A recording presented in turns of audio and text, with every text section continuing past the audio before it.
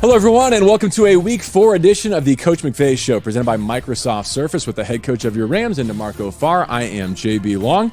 Coming off a wire-to-wire victory in the desert, Week 3 of the Arizona Cardinals. And, Sean, other than maybe completing a couple of drives, connecting on a couple of throws, was that about the game plan that you had hoped for and how it played out? It was. I think, ultimately it is about the win. And I think, how we ended up coming out of the gates, man, I was really pleased. I thought the energy in all three phases was exactly in alignment with what we had hoped. And really, it's about finding a way to just be able to finish that out. We did that. Now, are there some things that I'm so encouraged about us being able to learn from and then hopefully execute in some of those critical situations better so that you don't have to recover an onside kick at the end to even maybe give them a chance to try to go down and tie it? Absolutely. But, our guys got it done. And fortunately for us, it's a long season. We got to start really being able to learn from these things, but you never take for granted those wins, as you guys know. And very pleased with a lot of different contributions from a handful of significant guys on both sides of the football. Come back with a victory Monday. But that might have been one of the weirdest games ever. It was weird. Weird game, It was a right? strange game, especially when you just look at, and it was kind of in alignment, DeMarco, with what we felt like we needed to do to win the football game. If you had said we'd have that few plays offensively, and it seems like that it was exclamated based on a couple of those drives, particularly at the end of the second half when you go 3 and out in the or at the end of the first half when you go 3 and out in that 2-minute sequence that give them a chance to get themselves back on the board with a field goal at the end of the half. And then when you start with the football, to have the efficient run on the early down, then to take the sack, and then you end up not converting on the third down. That was a tough way to start the second half. But then with the other 2 drives that we had really offensively, even though, they'll count the 2 knees at the end of the game, I was really pleased with the scoring drive. I thought there were some big-time plays by a lot of guys on that drive to be able to keep it moving. And then we get another long drive where we get down in there, and we got to be able to secure that and come away with that at minimum points. But really, both of those, we got the 1 touchdown drive. You'd love to be able to get the other one as a touchdown drive, but the defense just kept things in front of them. And then I thought they did an outstanding job of playing really tough in the tight red area. To that point, 58 pass attempts for Kyler, 37 completions, but you can live with 5.4 yards per attempt. You can. And really, when you're playing, what I thought Raheem and our defensive coaches and really our players understood as a whole was, hey, there's going to be moments and opportunities for us to be a little bit stickier, but keeping the ball in front, tackling the ball in bounds, allowing that clock to wind based on kind of how that second half and really the latter parts of the first half kind of unfolded.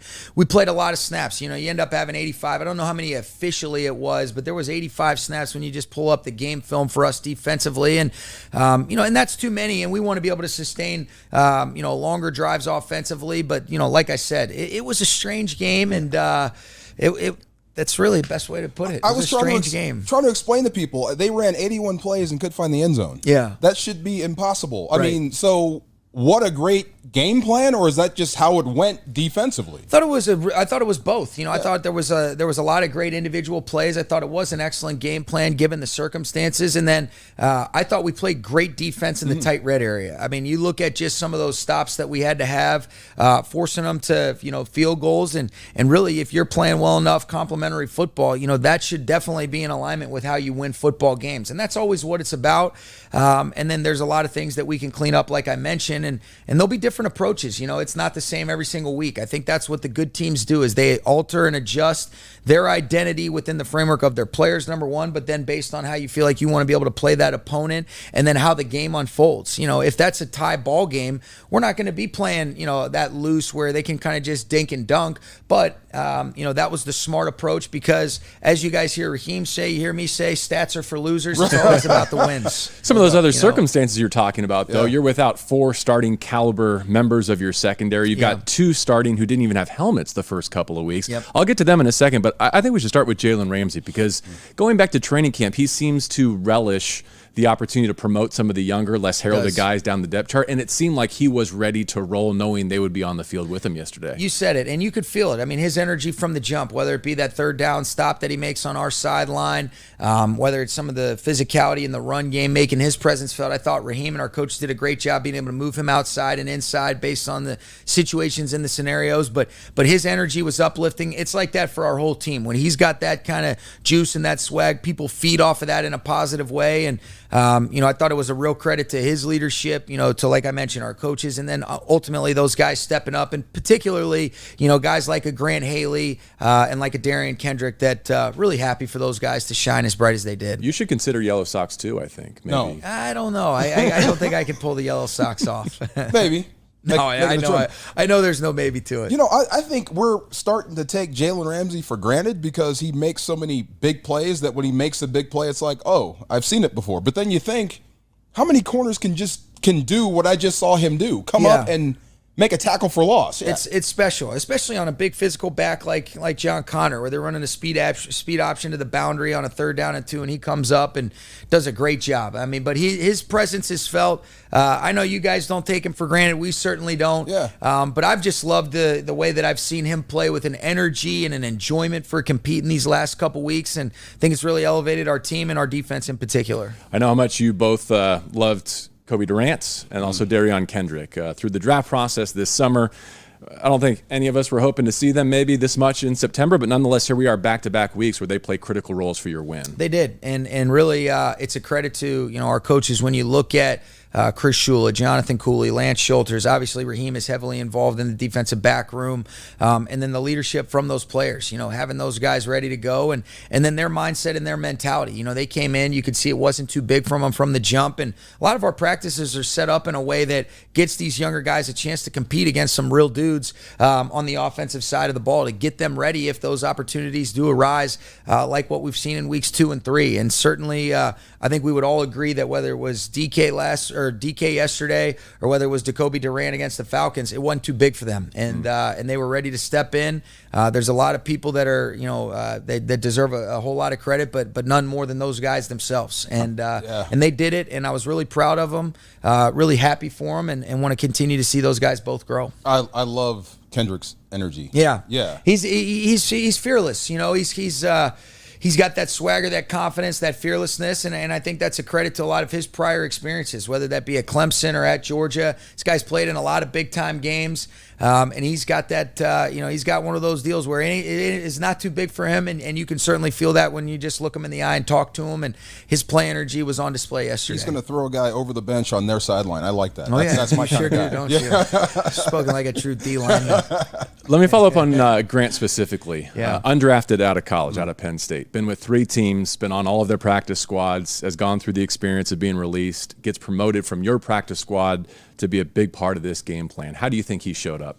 I thought he did exactly what I would have thought he would have done. And that's because what you see from him in practice, the way he competes. Ever since really we ended up getting him here, JB, I've just always had tremendous respect for the competitor, the consistency at which he approaches practice.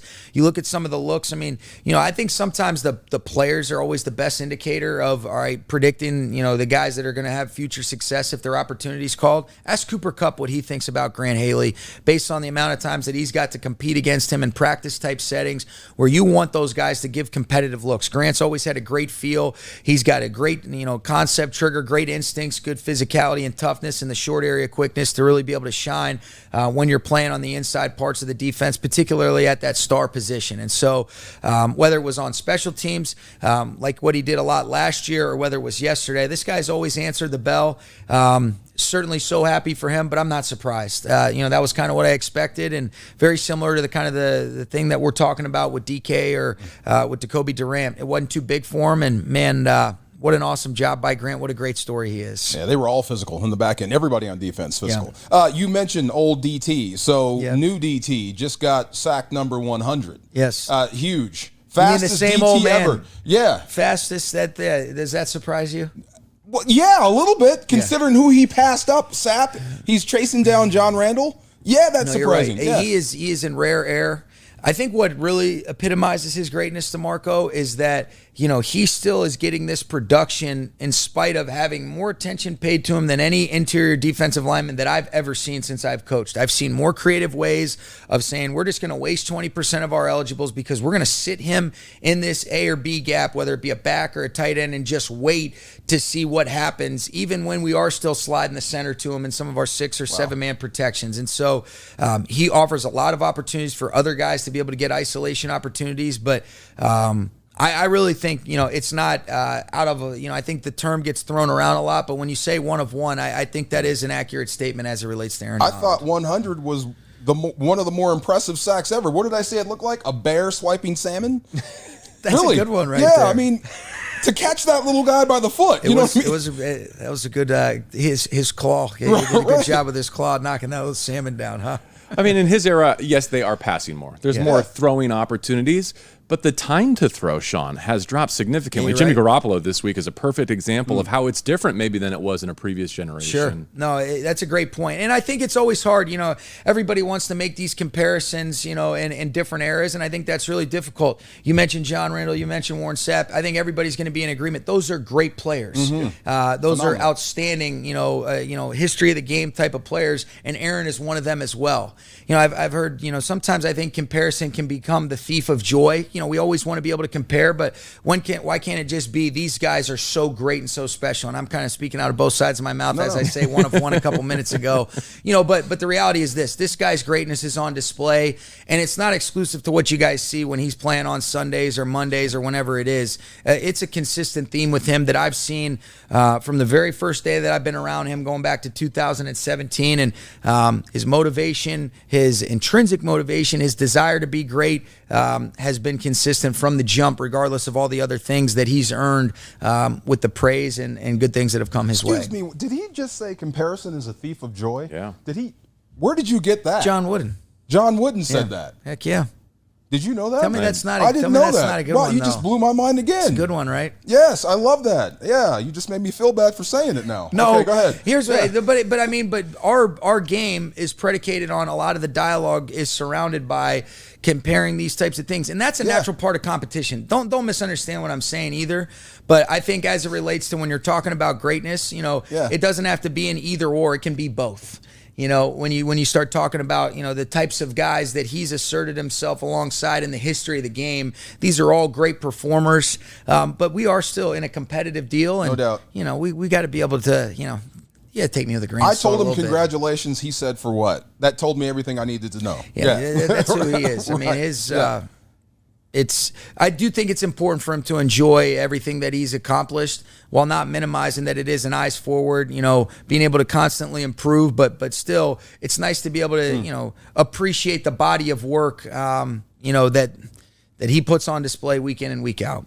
Let me go to a different place in the pass rush, and that would be Terrell Lewis. Yeah. I know you got him on day 2, but there are moments, including yesterday, where he looks like a first-round talent. He does. He's a stud. I've really been just really, happy for what he's done in these first 3 games. Made his impact felt. I think Thad Bogardus does a great job with that room. But T. Lewis, just watching his growth, his maturation, and then being able to fight through a lot of the different things as it relates to just being available on the field from some of the injuries that he's had to overcome. It's been awesome. He's been a big reason why we've been able to get 2 wins, and I thought he played really well against Buffalo in week 1 also, and so the arrow is definitely pointing upward, and been very pleased with Terrell Lewis. Long cat. That's he is a long dude. He could pick your nose from me to you right now. I bet he could. Or he could wax your ears. Telling JB when he turns the corner and extends, dude, that dude's like 8 feet long. Yeah. And he's got a good get off. He can time up the snap count. And he's a factor, and you're starting to feel him in these first 3 games, and that's been a good thing for our defense without a doubt. Mm-hmm. I know Raheem Morris and others know Tack going back to Atlanta and other places, but 1 week with him, sample size, what'd you take away? I thought he did a great job. I think he played about 8 snaps, ended up drawing the penalty, which was a good thing. But anytime that you can have more guys and more people on the rotation that can really apply pressure to the quarterback, that's always a positive. And had a good look in his eye. It was a very short amount of time, but I have such trust and confidence in Raheem and his experiences with Tack, and looking forward to continuing to get to know him and see him make an impact in a positive way for us. Yeah, he's yoked dude. I am sick to death for Cam Akers. Really. I mean, he took the game over in the second half, and I mean, it's unfortunate. You want to say he fumbled? Fine. I say Buddha knocked it out. It was a great play by one guy, but Cam really was running hard. That's the Cam Akers we thought. Totally. We would see. Yeah. And I think that I think he knows that too. You know, I think it was great to be able to get him some opportunities to really see his athleticism on display. I thought the guys did a good job of helping be able to get him going, and then he was able to create even more than what the plays were blocked for. And you know, as a running back, you want to be able to allow those guys to be able to get into a rhythm. I was happy for him to be able to do that. And I know this about Cam. He's not going to let that one carry affect his ability to move forward in the right way and use this as a stepping stone to build on what was a big time performance that was instrumental in helping us get that win. And so very pleased. Thought Rashad did a great job, you know, having both those guys, he and Darryl, both ready to go. And I think this is going to be a building block for sure. And you know, I know Cam was definitely excited about the op if we needed to go back out there in a 4-minute situation, and he was going to be a guy that we were going to give you know, opportunities to close out that game for us, and I have confidence that he would have been able to do that. What's the Rams' rule with extending the football? When is it okay to maybe Only go on for that? fourth down, you know, and that's a learning op for us, and you know, whether you kind of get tied up, and it was kind of a weird deal, and there was a lot of things that should have or could have gone on that play, but ultimately we put it on the ground. It's a learning opportunity for us to stay strong, stay connected, and that's exactly what we'll do. Big Uglies look good. They did. One, yeah. They did really good. I like this group. I know you can't say it, but I like it. I like the way your line is constructed. I like the group too. What do you think? I don't like the group. You know. Yeah. I was really pleased. I thought they did a great job across the board. I think there was a couple things that were really in alignment with accentuating their skill sets, being able to get physical in the run game. I thought they protected well. I thought they recognized a lot of different looks that Vance Joseph's in the Cardinals defense presents, which can be really challenging. And then you know, you could just see the toughness and the grit that they did a great job getting the screen game off, getting the run game established, and really positive day for the offensive line, and you could feel we got some size on the right side. I thought Noteboom and Edwards did a great job of being physical at the point of attack as well, and what a great job by Coleman kind of commanding it from the inside out with the communication. And anytime you go on the road where you're absent your verbal communication, there's challenges, and I think that's a real credit to both the quarterback and the center when it's for the most part a clean operation. I know you're concerned about the penalties. You said something last week about it. Is that something week to week that can be cleaned up because it sets you behind schedule? Absolutely, a couple times? Yeah. Those are some things, and some of them are subjective. You know, and Nicely put. Yeah, exactly. So we're you know, which one? Subjective. The way you said there was a couple things, but you know, we got to overcome it, and I thought we did. Now, do you want to prevent yourself from having to do that? Without a doubt. And those are things that, you know, the coachable things we always want to be able to correct, but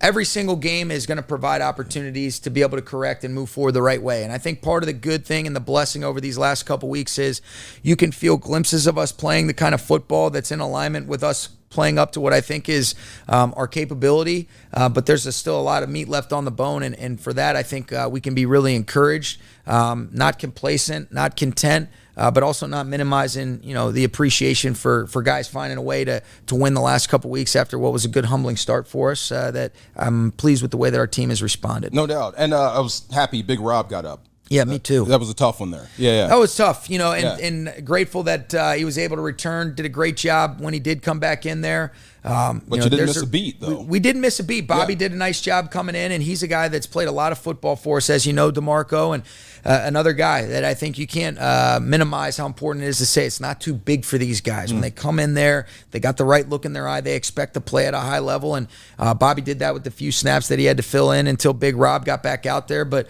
when Big Rob's back out there, that's when we're at our best. His leadership, his toughness, his competitiveness, and love Rob Havenstein. Go ahead while we're talking toughness. Take him to Skoranek and J.J. Watt. Okay, I saw it. You know what I'm talking about. I do.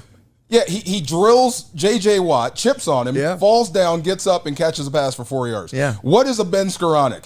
What do you think? He's a football player. I mean, but I told him it looks like what Larry Fitzgerald was doing towards the end. Yeah, I mean, this guy is, I think a football player is the best way that you would articulate it. But, you know, I mean, he's catching, he made 4 big catches that we ended up having to have, you know, and I don't think any bigger than that 3rd down and 1 conversion where he wins. And I don't think he was out of bounds. And if they had not blown that whistle dead, you know, I would have challenged that play. But they called him out of bounds, and that's the call, and you got to be able to move forward. But you look at the impact that he made, you know, in a lot of different ways for that game.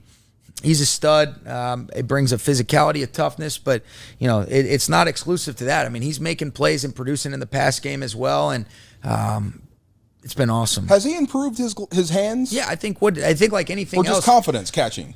I think it's both. I mean, I think he's always had good hands, and I think it's now that he's more comfortable, more confident, able to just play with a quieted mind and just go compete to the best of his ability and know that is more than enough is a really important thing. And when you get guys into a positive rhythm, which he's done himself, you see guys play better. And I think he's maximized his opportunities. I think he is catching the football really well. I think he looks like a smoother, more confident athlete. And then when the point of contact comes, he has certainly been an enforcer for us, and love what he's done for us. Really, the first 3 games, but especially over these last couple weeks. He led up on a touchdown run too. I just have to put that out. Yes, he did. I saw it. I was there. That's a receiver. It was awesome, man. It was on the first-round linebacker, You're going to get guys fired. That's a receiver rooting out linebackers. Listen, it was a great job by him. He is a psycho, all right? And I love it. No doubt. It's great. Love him, yes. After the game yesterday, you told me that you thought 3rd and 11, Matthew Stafford to Cooper Kupp might have been the play of the game offensively. Can you walk us through that one? Yeah, really they had a little internal, kind of both backers mugged up in their A-gaps. They dropped out of there, and then Zaven Collins ended up adding on that side, and Matthew did a great job. It was kind of free based on something that we had done, from a pre-snap call. Ended up being free off of that left side. Matthew spun out. He went Matthew Vick on us. Yeah. Kept his eyes down the field and ended up finding Cooper over the middle, and what was an outstanding play that we had to have. And at that moment, in that situation, that ultimately ended up leading to the scoring drive that put us up, to be able to get 20 points on the board. But that play was key and critical. I thought it gave us a shot in the arm when he was able to make that play, especially in that part of the field. And then our guys were able to capitalize on that momentum. But that was a great player making a great play right there with a free guy coming right off that left side. Spun out of there, did a great job keeping 2 hands on the ball, and then to be able to reset himself quickly, change his arm slot to find Cooper over the middle for 11, right in between 2 hook players, was a special play by him. That was a nasty blitz, too. That little look away and then It was. He caught him. It was. They got us. Hell of a play. Look, his pocket presence was otherworldly. I mean, did we hype up Kyler Murray too much leading up to the week? And he was like, let me show you what it really looks like? To scramble around and make something happen with the ball? I don't think we hyped Kyler up too much. I think he's more than capable. I thought our guys did a great job of being able to rush, complimentary rush with vision and violence on him, keeping him bottled up for the majority of the day. But no, your guy. No, I know you're talking about. But I think Matthew. I was going to say, I think Matthew has a lot more athleticism and ability to be able to escape in his own way and remain a passer than maybe he's given credit for. I thought one of the other plays that you guys asked me about yesterday, JB, was the 3rd down and 3 where he ran for 4. Both of those conversions ended up being key and critical for our 2 touchdown drives. And so we got to have more touchdowns. We talked about that a lot, but those 2, I don't think it's by coincidence that on those 2 3rd downs where we had to have it to be able to extend those drives, that gives you a shot in the arm and a little bit of momentum that then guys are able to capitalize on. And they did that in both of those instances that led to our 2 touchdown drives. I'm rushing the passer, I get my hands up. This guy's throwing sliders underneath. There you go. Yeah, that would make me want to rough you. Yeah. I had to triple check Kupp's longest career running play and his first career rushing touchdown. It feels like he's had more than that. Reached over 20 miles per hour as he turned that corner. He was rolling. I mean, the timing on that was special. You could see it caught those guys off guard. I thought, really he and Matthew, their rapport to be able to time that up the right way and everybody else to be able to sell. I thought Allen Robinson at the point of attack and, a lot of those touchdowns, Robert Woods has gotten over the last handful of years, but Cooper did a great job being able to punch that in yesterday. What do you like about him aligned in the backfield as opposed to in the slot or in your bunches and stacks? Like we've seen a lot of that look lately. You talking about Skoranek? With Cooper Kupp kind of flanking Matthew Stafford. Yeah, in the back. You're talking about like in some of those offset gun alignments. Correct. I think there's a lot of different things. Just again, it's always about being able to present different looks to the defense, different ways of being able to move what we know is a key critical member of our offense, and I think it makes it a little bit more difficult when you do want to try to be able to match him up. And so the more ways that we can move him around, similar to what we were talking about with Ben, is a real credit to his football IQ, his acumen, and there's just different ways that we can get him involved or use him to be able to do some different things, and those will be things that we can continue to build on really for both of those players. Yeah, shout out to special teams. Huge. Got a block. Michael Hoyt did a great job. Michael Hoyt did a great job on that one. We talked about being able to establish some momentum early, and I really thought as a whole, I was really pleased. I thought Joe D, Coach Springer did a great job of challenging guys in the right way, and we talked about it a lot. You look at the Grant Haleys and the DKs of the world stepping up on defense. Well, that means other guys have to step up special teams-wise, whether it was a Michael Hoyt did a great job. I thought Robert Rochelle had a really good game, and I was really pleased with Jacob Harris's production as well. One other individual I wanted to ask you about before we wrap up with the Niners, Kendall Blanton is back. And it's a good reminder to me of how razor thin the margin is at this level. We talk about a career practice squad player who becomes instrumental in a playoff Super Bowl run, released over the summer. Now he's back with you and part of a game plan on short notice. That's why you just never know. It's why you always want to, stay ready, and you don't have to get ready when you stay ready. And to Kendall's credit, he was ready to go. And, I can think back to even Monday night game against the Cardinals last year. I'm sitting there with Matthew and Kevin O'Connell, and Reggie Scott comes in and said, you just lost Tyler Higbee because of a COVID, and it ended up being a false positive there, but we lose him. And so what does that mean? Kendall and Bryson end up having to step up and play a lot more snaps than they would have otherwise. And you go back and you watch that game and you see at a high level that he played. He had another big catch. I think his might have been for 27 last year on the Monday night game. He exceeded it by a yard with a 28-yarder yesterday. So his first play in there makes a big play. Great job by Matthew. Again, the pocket presence, the awareness to be able to get across the board there. And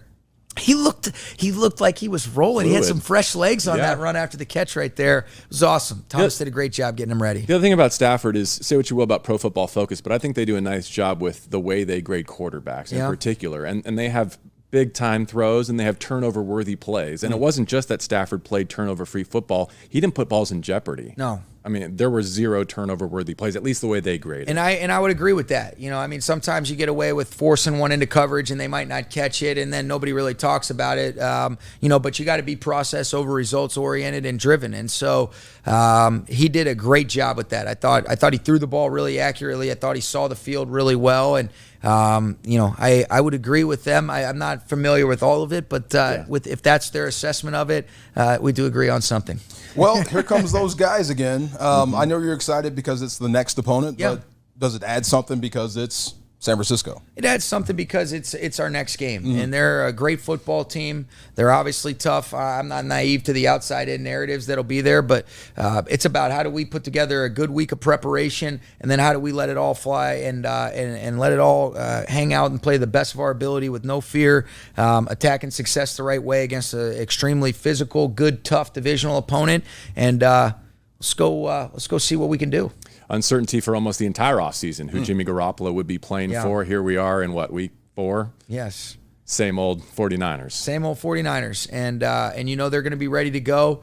They're tough in all 3 phases, have a lot of familiarity with them, a lot of respect for them, and we're looking forward to it. Well, we always give them credit for being physical. I mean, what I saw on film from your guys, you look kind of physical. No question. On defense and offense. Absolutely. Yeah. No, and that's exactly what we expect to be. 2 good teams going at it, and see what happens. All right, Sean, thank you for your time. As always, we appreciate it. Congratulations on another win over the Arizona Cardinals to get to 2-1 and to move atop the NFC West. For DeMarco Farr, I'm JB Long. This has been the Coach McVay Show presented by Microsoft Surface.